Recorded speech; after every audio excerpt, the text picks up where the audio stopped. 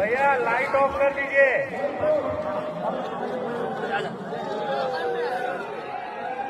बोलो बजरंग बली की। 7, 6, 5, 4, 3, 2, 1।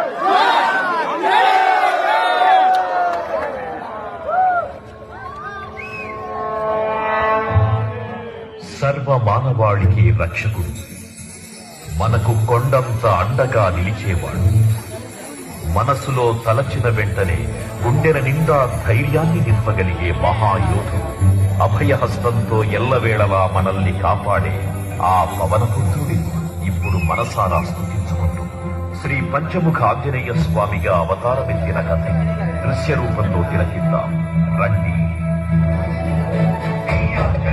ప్రసన్నాంజనేయం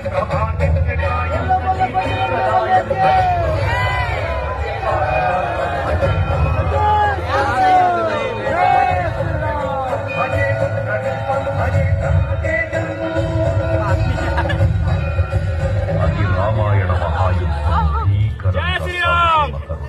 శ్రీరామచంద్రుని సారథ్యం వానర సైన్యంతో విజృంభిస్తూ లక్ష్మణ స్వామి తనతో పోరాటం చేస్తున్న రావణుడి కుమారుడు ఇంద్రజిత్ తలని బాణంతో ఒక్క వేటుతో వేరు చేశాడు.